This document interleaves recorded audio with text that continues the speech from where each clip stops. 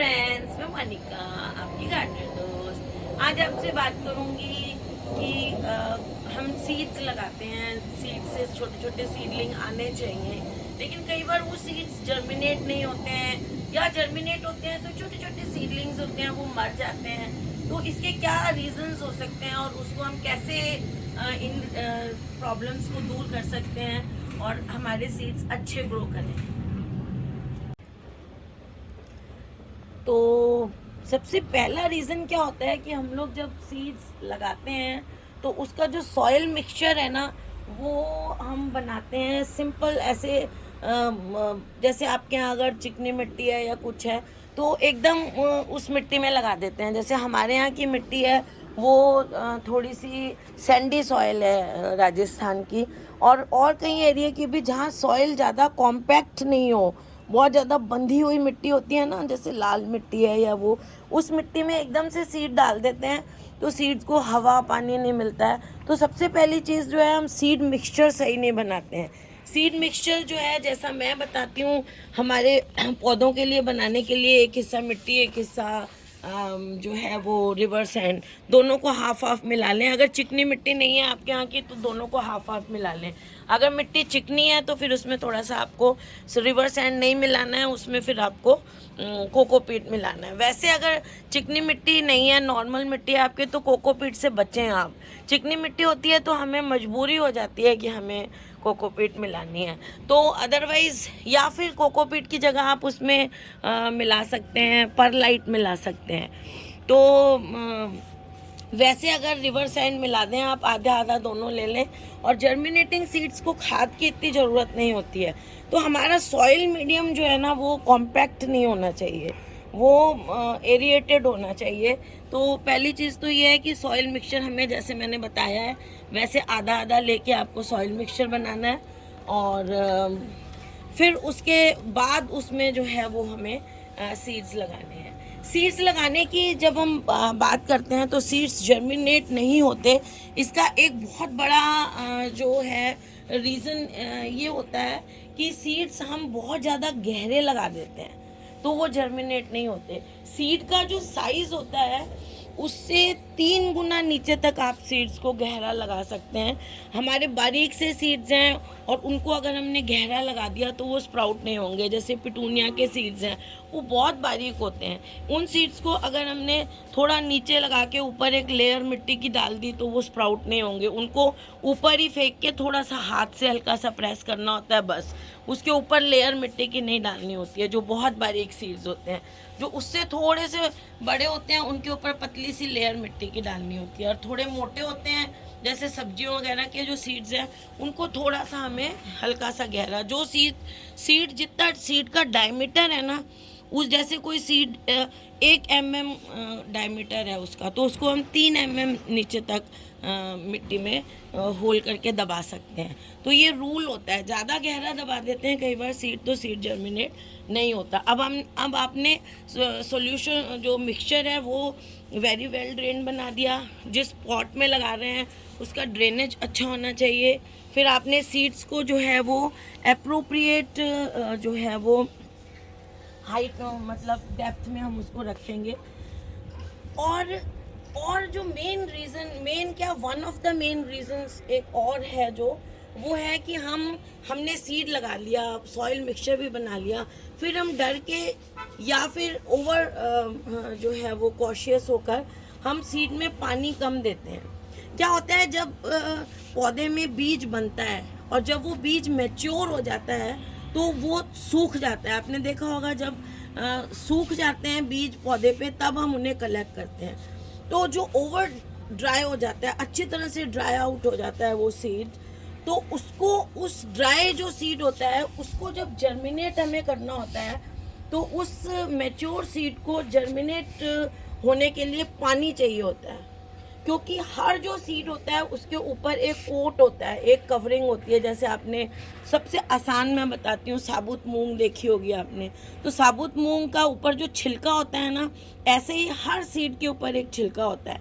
किसी के ऊपर मोटा होता है, किसी के ऊपर पतला होता है, तो उसको कहते हैं सीड कोट।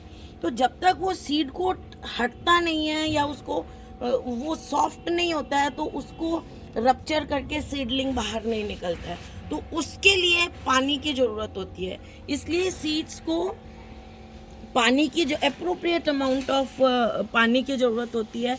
पानी से क्या होता है, सीड पानी को एब्जॉर्ब करता है और उसके बाद उसके अंदर एक सेल्यूलर मेटाबॉलिज्म शुरू हो जाता है, मेटाबॉलिक प्रोसेस शुरू होता है पानी एब्जॉर्ब करने के बाद सीड में।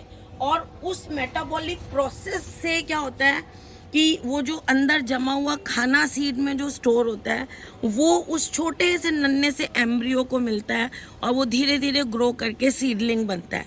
तो इसलिए अगर हम बहुत कम पानी देंगे तो सीड में वो जो मेटाबॉलिक प्रोसेस है वो शुरू नहीं होगा, और शुरू नहीं होने से जो हमारा जो सीड है उसका स्प्राउटिंग शुरू नहीं होगी। मतलब पानी एब्जॉर्ब करने से कुछ एंजाइम्स निकलते हैं सीड में से, उसको कहते हैं हाइड्रोलिटिक एंजाइम्स निकलते हैं, और ये एंजाइम्स प्रोसेस शुरू करते हैं जो अंदर स्टोर फूड है उसको एम्ब्रियो तक पहुंचाने का।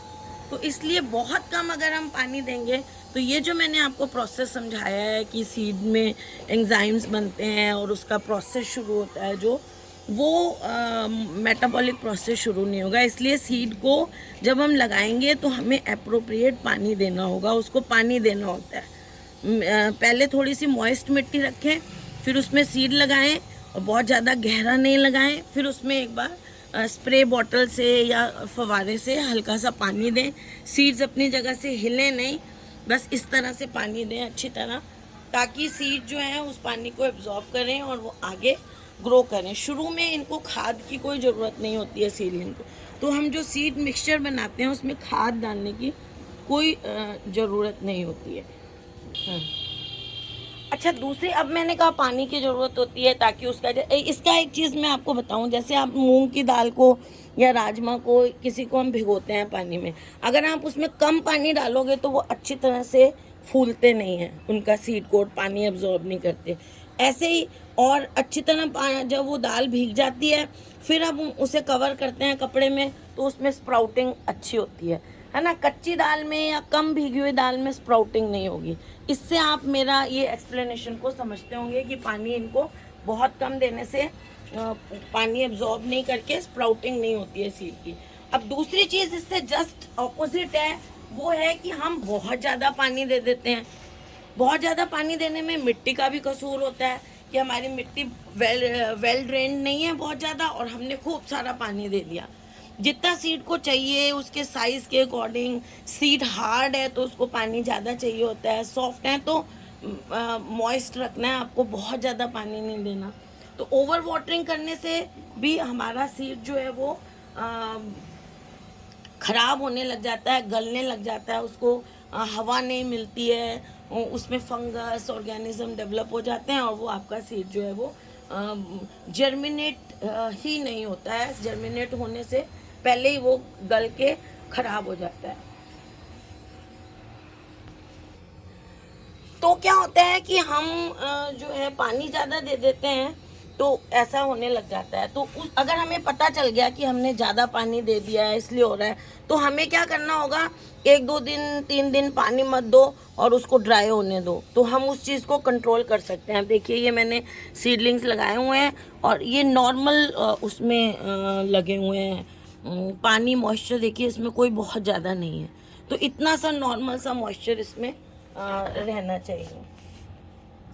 अब नेक्स्ट रीज़न क्या होता है कि ऑक्सीजन नहीं मिलती है। शुरू में जब हम बीज को लगाते हैं, जब तक उसमें स्प्राउटिंग होके पत्तियां नहीं आ जाती हैं ग्रीन कलर की, तब तक सीड जो है वो अपना खाना जो है उसके अंदर जो स्टोर फूड होता है उसका एरोबिक रेस्पिरेशन करके उसका अपनी एनर्जी लेता है ताकि वो पत्तियां बना सके।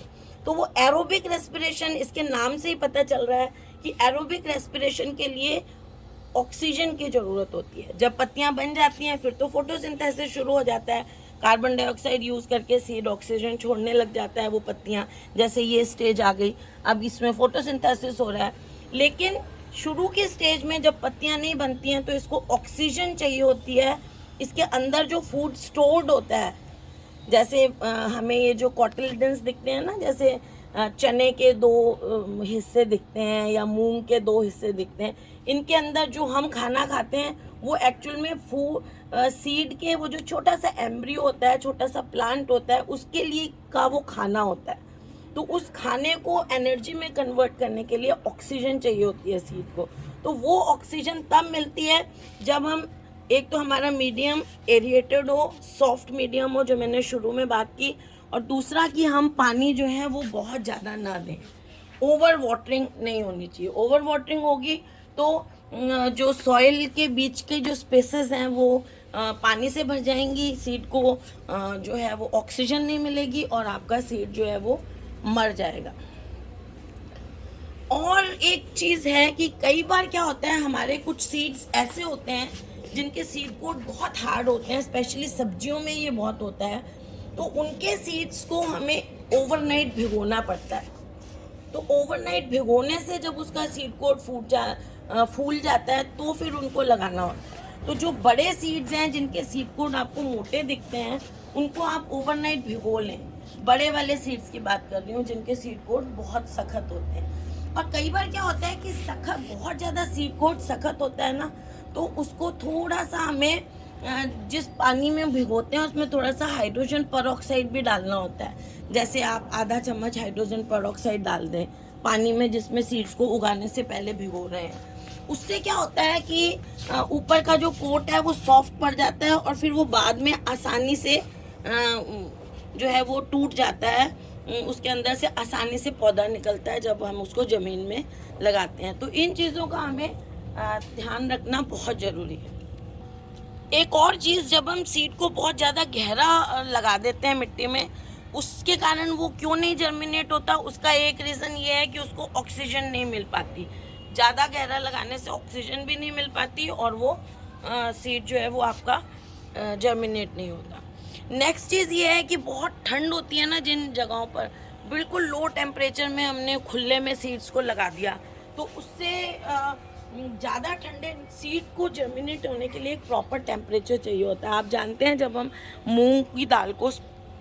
साबुत मूंग को स्प्राउट करते हैं तो हम या तो उसको कपड़े में लपेट के किसी कटोरे में ढक के रख देते हैं ताकि उसको टेम्परेचर अप्रोप्रिएट मिले, थोड़ी गर्माइश मिले जिससे वो स्प्राउट हो।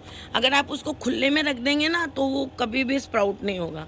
तो इसीलिए सीड्स को एक टेम्परेचर चाहिए होता है स्प्राउट करने के लिए। तो जहाँ ज़्यादा ठंड है, बहुत लो टेम्परेचर्स है, कई बार उसमें भी सीड स्प्राउट नहीं होते। उसके लिए क्या करना होता है कि या तो जिसमें सीड्स लगाए हैं उसको आप कवर कर दें उस जगह को और थोड़ा सा धूप में रखें और ऊपर से कपड़े से या किसी अखबार से कवर करें ताकि उसको अप्रोप्रिएट टेम्परेचर मिले स्प्राउट करने के लिए, या फिर उसको इंडोर रख लें ज़्यादा ठंड है तो।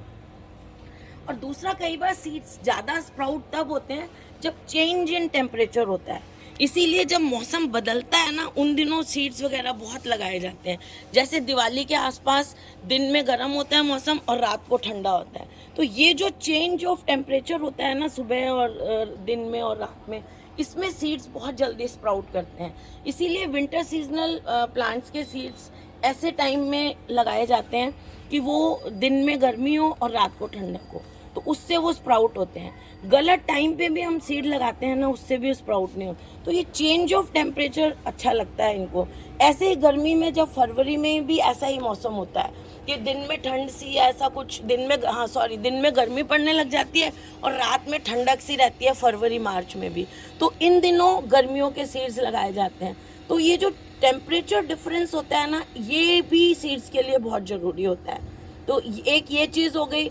एक अभी जैसे सर्दियों के यहाँ लगा रहे हैं तो इनको हम धूप में लगा रहे हैं ताकि अगर इनको मैं छाया में लगाऊंगी तो फिर इनको टेम्परेचर नहीं मिलेगा। अभी क्या है, इनको दिन में धूप का टेम्परेचर मिल जाता है तो ये स्प्राउट हो रहे हैं। या फिर इनको इंडोर लगा लो, अगर आपको लेट हो रही है, आपके बाहर धूप बिल्कुल नहीं है, कुछ है तो इंडोर लगा लो, या जहाँ इनडायरेक्ट अच्छी ब्राइट गर्माइश चाहिए इनको ढक दो अखबार से। तो इनको टेम्परेचर चाहिए होता है कि ग्रो करने के लिए।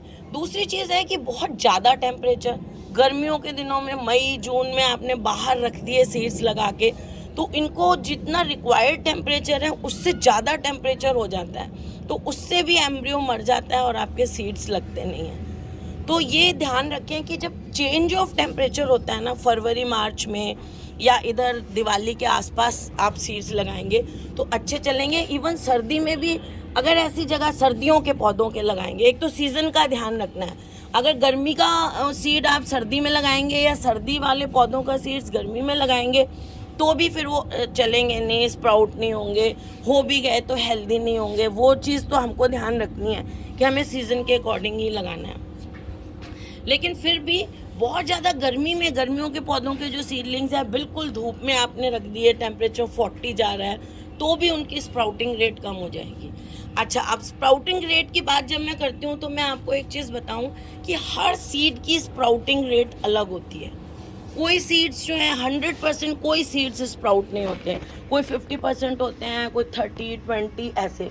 तो सीड्स की स्प्राउटिंग रेट अलग अलग होती है, इसलिए लगाएं तो बहुत सारे सीड्स लगाएं। आप कुछ सीड लगाएंगे वो सारे ही स्प्राउट हो जाते हैं, जैसे गेंदे वगैरह के लगाएंगे, अलाइसम के लगाएंगे, वो ज़्यादातर स्प्राउट हो जाते हैं। कुछ होते हैं वो कम होते हैं स्प्राउट, तो उसमें हमारी गलती नहीं है, उनका स्प्राउटिंग रेट ही कम होता है उस पौधे का। अच्छा, अगली चीज़ ये है कि कुछ ऐसे सीड्स अगर आप लगा रहे हैं जो बहुत पुराने हैं, कई बार पैकेट्स में मिल जाते हैं। हर सीड की एक वायबिलिटी पीरियड होता है, 1 साल तक जिंदा रहेगा, कोई सीड 1.5 साल तक। तो जो वायबिलिटी पीरियड मोस्टली 1 साल तक ज़्यादा सही रहते हैं बीज। उसके बाद अगर हम लगाते हैं ना तो उसके बाद उनकी वायबिलिटी कम हो जाती है, मर जाते हैं वो एक्स्ट्रा ड्राई होके।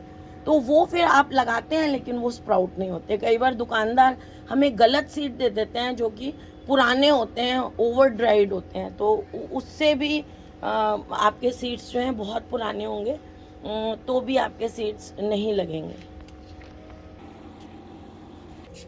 अच्छा, अगर हमारा सॉइल मिक्सचर कॉम्पैक्ट है, पौधों को ऑक्सीजन कम मिल रही है और पानी हम ओवर वाटरिंग कर देते हैं तो एक और बहुत प्रॉब्लम आती है डैम्पिंग ऑफ। डैम्पिंग ऑफ क्या है? ये फंगस होते हैं या फंगस जैसे छोटे छोटे ऑर्गेनिजम्स होते हैं, पेस्ट होते हैं जो आपके पौधे सीड में लग जाते हैं। ज़्यादा पानी है, कई बार आपको ना ज़्यादा पानी आप दे देते हैं तो सफ़ेद सफ़ेद सीड पे फंगस दिखता भी है, ऐसे सफ़ेद सफ़ेद सा कुछ दिखता है। तो ये क्या होता है, ये फंगस आपके सीड को या तो सीडलिंग मतलब पत्ते निकलने से पहले ही मार देते हैं या एक आधा पत्ता निकलता है फिर आपका सीड मर जाता है। तो इसका मेन रीज़न क्या होता है? एक तो सख्त मिट्टी और दूसरा पानी आप ज़्यादा दे रहे हैं। तो इस चीज़ का ध्यान रखें। इससे बचने के लिए एक तो पानी बहुत ज़्यादा नहीं दें, एरिएशन वाला आपका सॉइल मिक्सचर हो जिसमें पानी मतलब मिट्टी में एयर सीड को मिलता रहे। और दूसरा, जब मिक्सचर बनाएं तो उसमें थोड़ा सा ट्राइकोडर्मा डाल लें ताकि, या हल्दी डाल लें या दालचीनी का पाउडर डाल लें ताकि वो फंगस डेवलप ही नहीं हो सके। इन केस अगर 19-21 पानी डल गया तो वो डेवलप ही नहीं हो सके। इस चीज़ का आप ध्यान रखें। वेंटिलेशन, जहाँ पर आप सीड ग्रो करके रखें, जैसे मैंने यहाँ रखे हुए हैं, यहाँ वेंटिलेशन अच्छा होना चाहिए ताकि ह्यूमिडिटी बहुत ज़्यादा क्रिएट नहीं हो। तो उससे ह्यूमिडिटी बहुत ज़्यादा होगी, वहाँ पे डैम्पिंग ऑफ बहुत होता है। बहुत एक्सेस ह्यूमिडिटी होने से फंगस लग जाता है सीडलिंग्स में। तो ये कुछ चीज़ें हैं जो, अच्छा सीड्स अगर कई बार ना अच्छी तरह स्टोर भी नहीं करके रखते हैं, आपने बहुत ज़्यादा, मैं हमेशा बोलती हूँ कि जब आप सीड्स स्टोर करने रखें तो उसको आप धूप में नहीं सुखाएं डायरेक्ट, क्योंकि अभी ये जो गर्मी, अभी जो सीड्स विंटर के स्पेशली हैं, ये जब आप मार्च अप्रैल में इनको स्टोर करेंगे तब तक बहुत तेज़ होने लग जाती है धूप। तो धूप में इनको नहीं करें, छाया में इनको सुखाएं ताकि इनका मॉइस्चर निकल जाए। अगर धूप में रखेंगे तो वो ओवर ड्राई हो जाते हैं, फिर वो ज़्यादा सुखाए हुए सीड, फिर वो जर्मिनेशन उनका नहीं होता है। दूसरा, इनको जब स्टोर करें तो जो बर्तन है वो अच्छी तरह धुला हुआ हो, तो उसमें इसको स्टोर करें तो आपके सीड्स अच्छे, और उनमें थोड़ी सी राख मिला दें स्टोर करते वक्त, जो चूल्हे की राख होती है, तो वो, या फिर हल्दी की कोटिंग कर दें, मतलब सूखी हल्दी लगा दें, तो सिनेमन भी लगा सकते हैं।